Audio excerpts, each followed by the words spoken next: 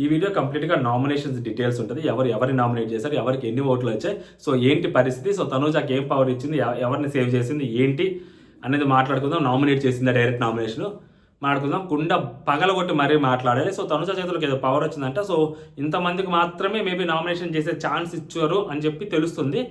So ఇప్పటి వరకు అయితే సో ప్రోమోలో చూసిన దాని ప్రకారం మనకు ఇద్దరు నామినేట్ చేసే చూపించారు. మిగిలిన వాళ్ళు ఎవరిని నామినేట్ చేశారు ఏంటి, నామినేషన్స్ లిస్ట్ ఏంటి క్లియర్గా మాట్లాడుకుందాం. Hello all, welcome to our channel. నా పేరు మహేష్ చంద్ర. కొత్తగా మన ఛానల్ ఎవరు చూస్తుంటే సబ్స్క్రైబ్ చేసుకోండి, ఓకేనా. ఒక లైక్ చేయండి మర్చిపోకండి ఈ వీడియోని. ఫస్ట్ ప్రోమోలో చూసిన ప్రకారం ఇమాన్యుయల్ బర్నీ గారిని నామినేట్ చేస్తారు, ఇమాన్యుయల్ రితుని నామినేట్ చేస్తారు. బర్నీ గారిది సేఫ్ నామినేషన్ చెప్పాను కదా. ఇక్కడ ఇమాన్యుయల్ అనే వ్యక్తి సేఫెస్ట్ ప్లేయర్, కన్నింగ్ ప్లేయర్. చాలామంది ఒక మాట చెప్తుండే, సో టాప్ 2లో ఎవరైతే ఉన్నారో వాళ్ళిద్దరికి పెద్ద విన్నింగ్ క్వాలిటీస్ లేవు అదర్ దాన్ టాప్ 2. సో ఇంకెవరైనా విన్నర్ అవ్వాలి అనుకుంటే సో ఇమాన్యుయల్కి విన్నింగ్ అయ్యే ఛాన్స్ ఉంది. ఇమాన్యుయల్కి ఆ విన్నింగ్ క్వాలిటీస్ ఉన్నాయంట. Joke of the season literal ఎవరైతే మాట్లాడారో జోక్ ఆఫ్ ద సీజన్ అది. ఇమాన్యుయల్కి విన్నింగ్ క్వాలిటీస్ ఉన్నాయంట. ఒక నామినేషన్ చేసే దమ్ము లేదు. 5 నీ దగ్గర ఉన్నాయి. ఆ రోజు 5 ఒకటి తీసుకొని తనుజాని డైరెక్ట్గా నామినేట్ చేసే దమ్ము లేదు గట్టిగా. అందరి సేఫ్ నామినేషన్లు, ఎవరి జోలికి పోకూడదు. సో అంతా సేఫ్ అయిపోతే బాగుండు, మనం ఎక్కువగా ఉందాము, ఎవరిని గట్టిగా మాట్లాడకూడదు, ఎవరిని గట్టిగా క్వశ్చన్ చేయకూడదు. కళ్యాణ్ ఫ్లిప్ చేశాడు.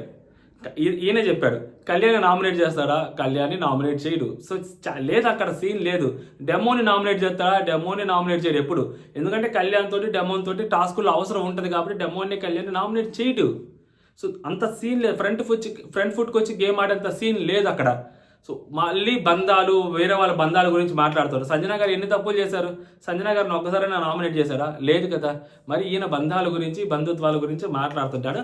జోక్ ఆఫ్ ద సీజన్ అయ్యా. ఎవరైనా ఇమాన్యుయల్ విన్నర్ మెటీరియల్ అంటే టాప్ 2లో ఉన్న వాళ్ళతో పోల్చి వాళ్ళకంటే ఇమాన్యుయల్ బెటర్ అంటే అది జోక్ ఆఫ్ ద సీజన్. ఎందుకంటే వాళ్ళు అట్లీస్ట్ నెగిటివ్ అవుతున్నారు, కొంచెం పాజిటివ్ అవుతున్నారు, కనిపిస్తున్నారు, తిట్టించుకుంటున్నారు, తిడుతున్నారు, దొరుకుతున్నారు, మళ్ళీ గేమ్ ఆడుతున్నారు. ఇన్ని రకాలుగా ఉన్నాయి. ఇమాన్యుయల్ది ఏముంది? ఏమీ లేదు. ఇమాన్యుయల్ది సున్నా. జస్ట్ నార్మల్ ఆ టాస్క్లు ఆడుతుంటే ఎంటర్టైన్ చేస్తుంటారు. ఇంకా ఏమైనా ఇమాన్యుయల్ పర్సనాలిటీ ఏమైనా కనిపించిందా ఎక్కడన్నా కానీ? ఎక్కడ కనిపించినా కానీ ఆ బ్యాక్ బిచ్చింగ్ చేయడం తప్పితే, ఆ కన్నింగ్ మాటలు మాట్లాడడం తప్పితే ఇంకేదైనా ఉందా ఇమాన్యుయల్ది? ఇంక ఏమీ లేదు ఇమాన్యుయల్ది అక్కడ. ఆ టాప్ 2లో ఉన్న వాళ్ళకంటే ఇమాన్యుయల్ బెటర్ అంటే సో నవ్వలేకపోతున్నాను అయ్యా నేనైతే. అది ఇంకా మీరు నవ్వితే నేనేం చేయలేను, ఇంకా మీరు ఏమైనా కోపడితే నేనేం చేయలేను. కానీ నాకైతే పిచ్చ నవ్వు వస్తుంది ఆ మాట ఎవ్వరు మాట్లాడినా కానీ. సో అది అంటే లైక్ వీళ్ళిద్దరంటే కడుపు మంట అయితే ఉండాలి. అందుకని ఇమాన్యుయల్ విన్నర్ అని చెప్తుండాలి. కానీ ఇమాన్యుయల్లో విన్నర్ క్వాలిటీస్ ఏవి టక్కన ఒక 2-4 చెప్పమంటే ఏం చెప్తారు? ఇప్పుడు కళ్యాణ్ సేఫెస్ట్ నామినేషన్స్ చేస్తుంటారు, కళ్యాణ్ టాప్ 2లో ఉన్నారు. మరి ఇమాన్యుయల్ కూడా సేఫెస్ట్ నామినేషన్ అసలు చేసేది ఇమాన్యుయల్ సేఫెస్ట్ నామినేషన్ కదా. ఇంకేంది? కళ్యాణ్కి ఇమాన్యుయల్కి తేడా ఏంటి? మరి కళ్యాణ్ కంటే ఇమాన్యుయల్ ఎందుకు బెటర్? అట్లీస్ట్ ఆ అబ్బాయి కొంచెం డౌన్ అయ్యి మళ్ళీ పైకి లేచి గ్రాఫ్ పెంచుకొని ముందుకు వస్తున్నాడు ఆ అబ్బాయి. ఈయనేం చేశాడు? ఈయన ఏం చేయలేదు. ఆ అబ్బాయిని ఇరికించటాలు, ఆ అబ్బాయి గురించి వెనక్కి వెళ్ళి మాట్లాడటాలు, ఆ అమ్మాయి గురించి వెనక్కి వెళ్ళి మాట్లాడాలు, సో ఎవరు టాప్లో ఉన్నారంటే వాళ్ళ గురించి బ్యాక్ బిచ్చింగ్లు చేయటాలు, ఇది ఇమాన్యుయల్ చేస్తున్నది. ఇది నాకు అనిపిస్తుంది. ఇదంతా పర్సనల్ నా ఒపీనియన్ అంతే. ఇది స్టేట్మెంట్ అయితే మాత్రం ఇమాన్యుయల్కి విన్నర్ క్వాలిటీస్ అయితే లేవయ్యా. ఇది నా స్టేట్మెంట్, ఓకేనా. అంత లేదు అక్కడ. నెక్స్ట్ వచ్చరికి ఇమాన్యుయల్ రితుని కూడా నామినేట్ చేస్తారు. ఇమాన్యుయల్ రితుని నామినేట్ చేసినప్పుడు సో నువ్వు గేమ్ కన్ఫ్యూజ్ అవుతున్నావు, ఒకసారి డెసిషన్ తీసుకోవాలి, అన్ని డెసిషన్స్ ఏవైతే నాకు సార్ చెప్పాడో సో అమ్మాయి డెసిషన్స్ తీసుకొని దాని గురించి చెప్తుంటాడు. అప్పుడు మేబీ మీరిద్దరు ఇలా కలిసి ఆడుతున్నారు ఇది అదే అన్నప్పుడు మరి బొమ్మల టాస్క్ అప్పుడు మీ అమ్మ బొమ్మ తీసుకున్నావా? బొమ్మ తీసుకోలేదు కదా, మరి అబ్బాయి అదేంటి, అది సేఫ్ గేమ్ కదా, అది ఎందుకు ఆడావని చెప్పి ఈ అమ్మాయి చెంప చెల్లుమని చెప్పేలాగా ఈ అమ్మాయి క్వశ్చన్ అడుగుద్ది.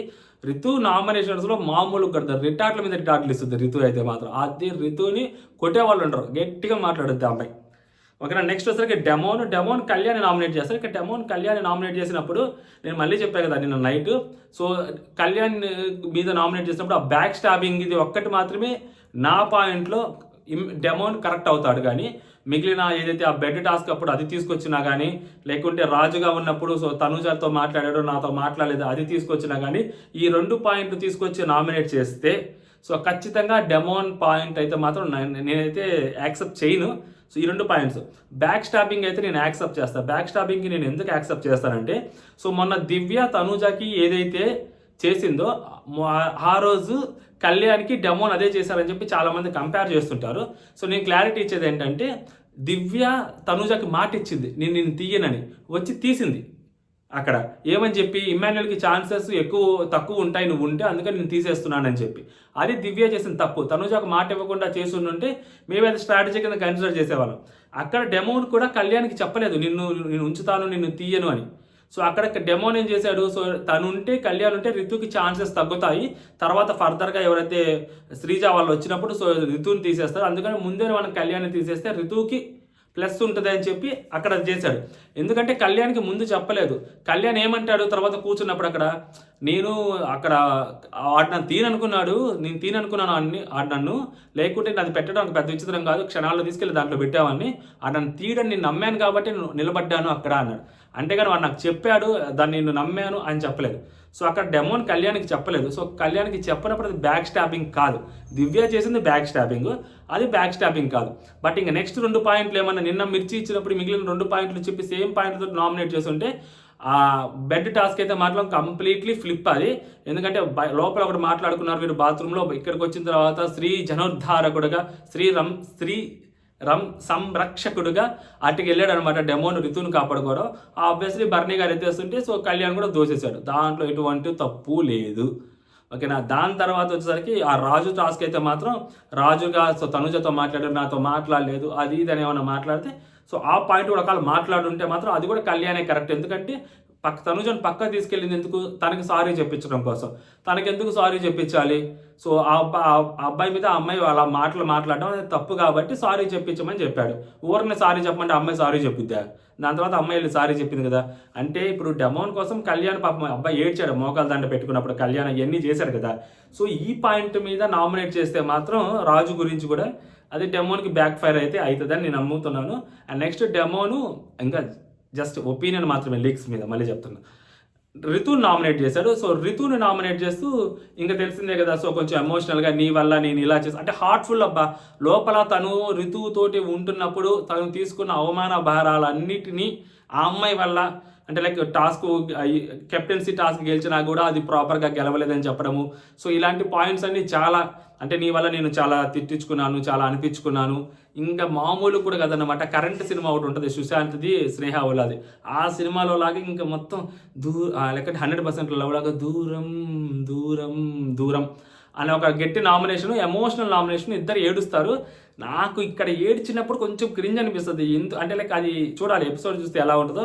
ప్రోమోలో చూస్తున్నప్పుడు ఏడుస్తూ మాట్లాడుతున్నప్పుడు నాకు అంతగా ఏం అనిపించలేదు, అంటే అంత గట్టిగా ఏం నామినేట్ చేసుకున్నారని. లైక్ లాస్ట్ టైం ఒకసారి 4th సీజన్లో చూసుకుంటే అభిజిత్ హారిక నామినేట్ చేసుకుంటారు, మీకు గుర్తు లేదు, ఒక పౌర్ చేస్తారు, ఒక డబ్బాలో కొంచెం ఇంత పోస్తున్నాను దాంట్లో అని, నువ్వు కాకపోతే ఇంకెవరు అర్థం చేసుకుంటారా, ఈ కొంచెం దాంట్లో పోస్తా అంటే ప్లీజ్ అంటారు.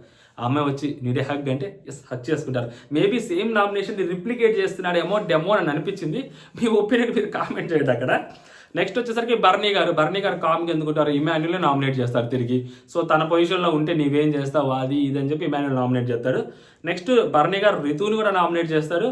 సో బర్నీ గారు రితుని నామినేట్ చేయడానికి కారణం మేబీ ఆ సంచాలక, ఇంకా సంజన గారిని నామినేట్ చేయడు, సుమనాన్ని నామినేట్ చేయడు, కళ్యాణ్ని నామినేట్ చేయడు, డెమోని నామినేట్ చేయడు. ఎందుకంటే వీళ్ళు నెక్స్ట్ ఎవిక్షన్ ఫ్రీ పాస్కి వీళ్ళ అవసరాలు ఉంటాయి టాస్కుల్లో.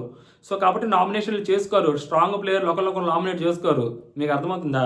నెక్స్ట్ ఎవిక్షన్ ఫ్రీ పాస్కి ఏమన్నా ఛాన్సెస్ ఉంటే కలిసి ఆడాల్సి వచ్చిన అవసరం వచ్చినప్పుడు ఎందుకు గొడవలు పట్టడం, వేసుకో నామినేషన్లు వీళ్ళ మీద, అదన్నమాట.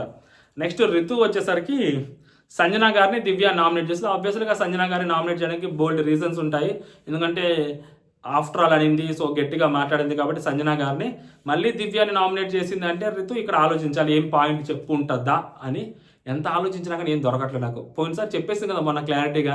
మళ్ళీ ఈ వీక్ ఏం చేసింది దివ్య గట్టిగా, ఈ వీక్ ఏమైనా చేసింది దివ్య ఏమో నాకేం గుర్తు రావట్లేదు. మీకు ఏమైనా గుర్తొస్తే కామెంట్ చేయండి.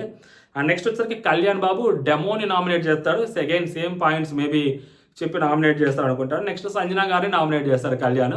అదైతే మొన్న ఏదైతే సపోర్ట్ అది చెప్పి ఫ్లోట్ చేశాడు ఆమెని, సింక్ చేస్తాడు. మేబీ ఆ సింక్ చేసిన దానికి ఇంకొంచెం బెటర్ ఎక్స్ప్లెనేషన్ కళ్యాణ్ ఇచ్చుంటాడు. ఇక్కడ కళ్యాణ్తో మళ్ళీ ప్రాబ్లం, దివ్యాని నామినేట్ చేయాలి. ఎందుకు ఎందుకు ఎందుకు ఎందుకు ఎందుకు అనే క్వశ్చన్ ఇప్పుడు మళ్ళీ చెప్తున్నాను, చాలా జాగ్రత్తగా వినండి. బయట కొన్ని పిఆర్ టీమ్స్ ఉంటాయి, బయట కొన్ని ఫ్యాన్ పేజెస్ ఉంటాయి అబ్బాయికి, కళ్యాణ్ అనే వ్యక్తికి కానీ ఇర్రెస్పెక్టివ్ ఆఫ్ ఎనీ కంటెస్టెంట్ వాళ్ళకి ఒక ఫ్యాన్ పేజ్ ఉంటుంది. అగ్రెసివ్గా మాట్లాడితే వాటికి బీజం చేసుకొని లేపుకుంటారు, లేదా ఎమోషనల్ అయితే దానికి బీజం వేసుకొని అది హైలైట్ చేసుకుంటారు. ఇక్కడ అగ్రెసివ్గా చేసేది ఎక్కడ? నామినేషన్స్లో మాత్రమే. మనం ఒక బలమైన పాయింట్ పెడితే దానికి ఎదుటి వాళ్ళకి ఫ్యూజులు ఎగిరిపోతే దాన్ని తిప్పుతుంటే ఎలా ఉంటుంది తెలుసా? బయట ఫ్యాన్స్కి నరాల్లో సమ్మంటది. అలాంటి ఛాన్స్ కళ్యాణ్ ఇవ్వట్లేదు. అలాంటిది ఒక్క వీక్లో ఒక్క నామినేషన్ కానీ కొట్టినా కానీ కళ్యాణ్ నెక్స్ట్ లెవెల్ ఉంటుంది. సార్ తనూజాతో అంటే నామినేట్ చేయవు, ఇమాన్యుయల్ అంటే నామినేట్ చేయవు, సార్ ఓకే. దివ్యాకి ఎందుకు? దివ్యాని ఎందుకు నామినేట్ చేయవు? ద బిగ్గెస్ట్ క్వశ్చన్ అయితే కళ్యాణ్ది. సో దివ్యాని నామినేట్ చేస్తే ఆ కళ్యాణ్కి వచ్చే ఆ మైలేజ్ లాస్ట్ వీక్ అది మిస్ చేసుకున్నాడు కళ్యాణ్. ఈ వీక్ మొన్న మిర్చి ఇచ్చాడు కదా, అంటే యాజ్ పర్ ద లీక్సే మాట్లాడుతున్నా, మళ్ళీ చెప్తున్నా. కళ్యాణ్ ఒకవేళ సంజన గారిని కాదు దివ్యాని నామినేట్ చేశారంటే అది నెక్స్ట్ లెవెల్ ఉంటుంది. సంజన గారిని నామినేట్ చేశారు అంటేనే నాకు అది కరెక్ట్ కాదేమో అని అనిపిస్తుంది. కొంచెం దివ్యాని బెటర్ నామినేషన్ చేస్తుంటే బాగుండేదేమో అనిపించింది. నెక్స్ట్ దివ్య గారు వస్తారు. సో దివ్య వచ్చి మళ్ళీ రితుని నామినేట్ చేస్తుంది. సో దివ్య రితుని నామినేట్ చేస్తుంది, రితుతో పాటు భరణి గారిని కూడా నామినేట్ చేస్తుంది. సో ఇలాగా ఒక్కొక్క నామినేట్ చేసుకుంటూ వస్తారు. రితుకి హైయెస్ట్ నామినేషన్లు పడతాయి. సో డెమోన్ నామినేట్ చేస్తారు, ఇమాన్యుయల్ నామినేట్ చేస్తారు, దివ్య గారు నామినేట్ చేస్తారు, భరణి అన్న నామినేట్ చేస్తారు, నలుగురు నామినేట్ చేస్తారు.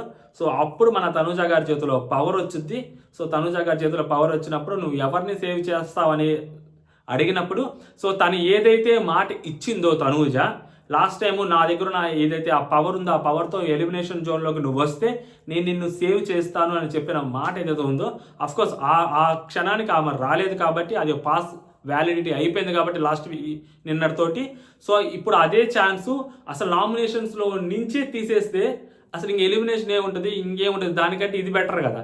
సో అందుకని చెప్పి సో తనుజ తనకున్న పవర్ని రితు కోసం వాడింది, రితుని నామినేషన్స్లోంచి సేవ్ చేసింది. సో రితు నామినేషన్స్లో లేదు. ఫైనల్ లిస్ట్ వచ్చేసరికి ఇమాన్యుయల్, కళ్యాణ్, డెమోను, భరణి గారు, సంజన గారు, దివ్య పాప. సో ఈ 6 నామినేషన్స్లో ఉన్నారు. అట్ ప్రెసెంట్ అయితే ఇవే నామినేషన్స్ డీటెయిల్స్. సో మీకు ఎవరు ఓటేస్తారు అనేది కామెంట్ చేయండి. ఎవరు ఎలిమినేట్ అయిపోతారు ఈ 6 అనేది కూడా కామెంట్ చేయండి. కొత్తగా మన ఛానల్ ఎవరైనా చూస్తుంటే సబ్స్క్రైబ్ చేసుకోండి. ఇంకెవరు ఉన్నాయో చూస్తా ఉన్నా, ఇంకేం లేవులేండి. మళ్ళీ నెక్స్ట్ వీడియోతో మళ్ళీ కలుసుకుందాం. జై హింద్.